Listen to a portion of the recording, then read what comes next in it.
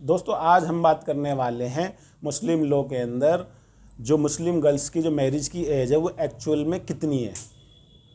एक personal case के बारे में मैं डिस्कस करने वाला हूं जो मेरे पास में आता है।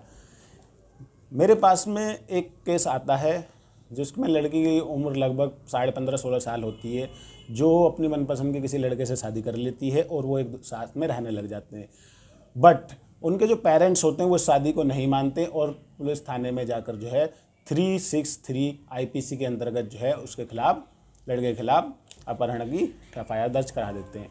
वो हमारे पास आ जाते हैं कि सर हमने शादी कर ली और हमने अपनी मर्ज़ी से की, हम साथ में खुश हैं और हमें ये हमारे घर वाले अलग करना चाह रहे हैं, हमें धमकी दे रहे हैं जान से मारने के, हमारे लिए कुछ करिए। हम उनकी एप्लीकेशन लगा देते हैं एक साइटेशन के साथ में जो कुछ दिन पहले ही हाई कोर्ट के द्वारा डिलीवर्ड किया गया था। साइटेशन का नाम है Fiza and another versus state government of NCT of Delhi and others, जिसको honourable mister justice Jasmeet Singh द्वारा डिलीवर्ड किया गया था।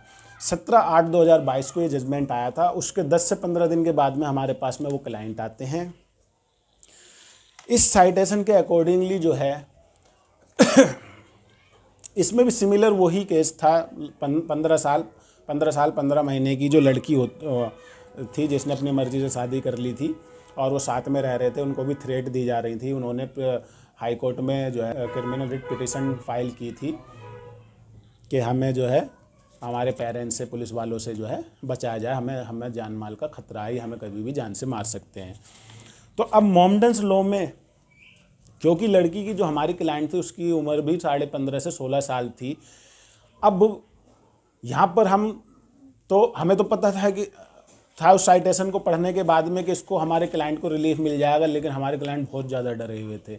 हमने ये बेल के साथ में अटैच भी किया था, जज साहब को मेंशन भी किया था कि इस तरह से जो हाई कोर्ट से जो है और हाई कोर्ट ऑफ पंजाब और हरियाणा से इस तरह की जो है जजमेंट डिलीवर्ड हुए हैं, साइटेशन आई हुई हैं, जिसमें क्लियरली कहा गया है कि जो मोमडन्स लॉ है उसके अंदर जो है ना, जो 15 साल की एज डिफाइन कर दी गई है कि 15 साल उसको हैज़ आने शुरू हो जाते हैं, उसको महीने आने शुरू हो जाते हैं, तो वो मोमडन लॉ के अंदर जो है बालिग समझी जाती है। उसके बाद अगर वो उस कंडीशन के बाद में तो वो स्वतंत्र होती है उस किसी से भी निकाह करने के लिए। उसको किसी भी प्रकार की किसी भी इंसान से कंसेंट लेने की ज़रूरत नहीं होती है।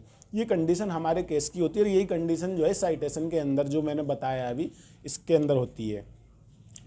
तो मैं थोड़ा सा एक डिफ़ाइन कर दूं कि जो एक बुक है, जो मोमडन लॉ की जो बुक है, जो सर दिनसा फरदुंजी मुल्ला सर के द्वारा लिखी गई है, जिसका आर्टिकल 195 बताता है कि जो मुस्लिम मैरिज की जो कैपेसिटी है वो क्या है।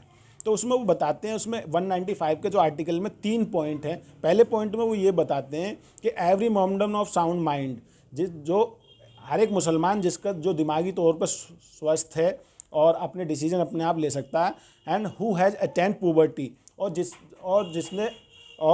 जिसको जो है हैज़ आने शुरू हो गए हैं और वो हैज़ उसको आ चुके हैं, तो वो उस कंडीशन में बालिग समझी जाती है। May enter into a contract of marriage, वो किसी भी तरह के मैरिज के कॉन्ट्रैक्ट में जो है शामिल हो सकती है, मतलब वो अपनी मर्जी से शादी कर सकती है, उसको किसी की कंसेंट की ज़रूरत नहीं है।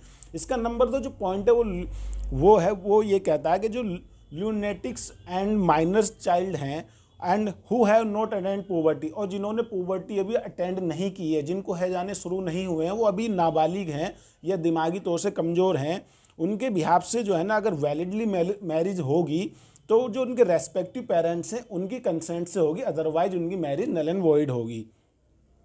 थर्ड पॉइंट जो उसमें ये कहता है कि a marriage of a Mohammedan who is a sound mind and has attend puberty,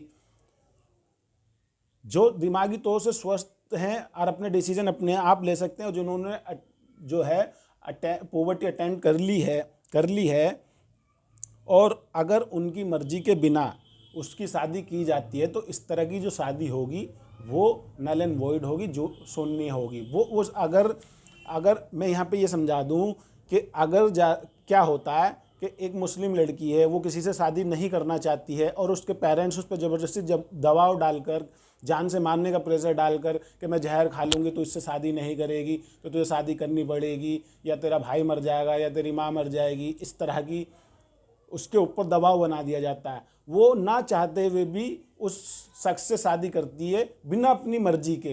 तो अगर ऐसी मैरिज को वो चैलेंज करना चाहे कोर्ट में तो इजीली चैलेंज कर सकती है, क्योंकि उसकी वो बिना मर्जी के शादी की गई है। और मतलब 15 ईयर्स की जो एज है उसको ये माना गया कि 15 साल की जो लड़की होती है वो लगभग उसको हैज आ जाते हैं और वो पुबर्टी अटेंड अपनी कर लेती है। तो 15 साल की अगर लड़की है, मुस्लिम लड़की है, वो अपनी मर्जी से शादी कर लेती है। It is thus clear that as per Mohammedan law girl who had attained the age of puberty could marry without consent of her parents. मतलब कहने का ये है कि मोमडन लॉ के अंदर जो लड़की है जिसने अपनी attained the age of puberty, जो पुबर्टी की जो एज है पुबर्टी मतलब हेज की जो एज है उसको कंप्लीट कर लिया है, तो वो शादी कर सकती है without consent of her parents, अपने पिता माता की, अपने फादर की, मदर की, अदर एल्डर जो भी उसके घर में है उनकी मर्जी के बिना जो है वो शादी कर सकती है। And had right to reside with her husband, और उसका अपना अधिकार है कि वो अपने हस्बैंड के साथ में रहे चाहे उसकी उम्र 18 साल से कम है या वह माइनर गर्ल है। तो इस तरह से ये साइटेशन था। यही साइटेशन हम जो है जज साहब को बताते हैं, तो जज साहब भी जो है जो हमारा केस होता है उसमें आईओ अपनी स्टेटस रिपोर्ट लाता है। स्टेटस रिपोर्ट में कहता है जी मैंने इसमें 363 आईपीसी की जो है एफआईआर दर्ज हुई है। तो अब उसमें कंटिन्यूसली, लेकिन दर्ज करने के बाद में कंटिन्यूसली लड़के के घर के पुलिस वाले चक्कर काट रहे हैं कि कहाँ लड़का, लाओ दिखाओ वरना तुम्हें उठा के ले जाएंगे, दिखाई के ले घर वालों को उठा लेंगे, लड़का लाओ, लड़की तुमने गायब कर रही है, कहाँ कर रखी है। पेरेंट्स भी हमारे ऊपर प्रेशर बनाते हैं। जज साहब अल्टीमेटली क्या कहते हैं कि भाई क्योंकि 363 आईपीसी के अंदर जो है ये एफआईआर दर्ज है तो इसमें तो ये अरेस्ट होंगे नहीं।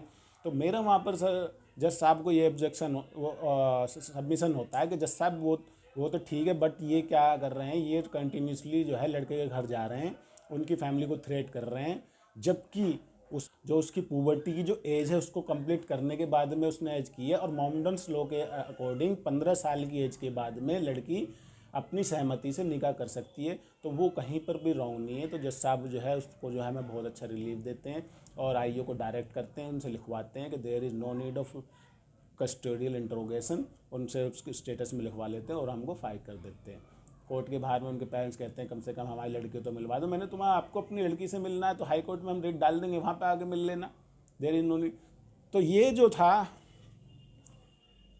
मुस्लिम लॉ के अंदर गाइज जो एज है वो 15 साल प्रिज्यूम की गई है कि 15 साल तक लड़की को जो है ना हेज आ जाते हैं, पीरियड्स आ जाते हैं। वो जो उसकी पुबर्टी की जो एज है उसको अटेंड कर लेती है, उसके बाद में वो अपनी free will, free consent, on consent से जो है किसी से भी मैरिज कर सकती है, ये मुस्लिम लॉ कहता है। तो गाइज इसी से कनेक्टेड मैं आगे वीडियो बनाऊंगा क्योंकि इसमें तीन से चार साइटेशन का जज साहब ने जिक्र किया हुआ है, तो थोड़ी यहाँ पर कन्फ्यूजन भी होगी, लेकिन मैं उन कन्फ्यूजन को दूर करने की कोशिश करूँगा। इससे जो अगली वीडियो होगी वो मैं इसी से कनेक्टेड बनाऊँगा। तो जब तक के लिए थोड़ा सा नेक्स्ट वीडियो के लिए गाइज इंतज़ार कीजिएगा। और वीडियो और इन्फॉर्मेशन अगर आपको पसंद आई है, आपको जानकारी अच्छी लगी है, तो जो मेरी वीडियो है उसको शेयर करें, मेरे चैनल को सब्सक्राइब करें और साथ में दोस्तों को भी अपने इसको शेयर करें। Thank you very much.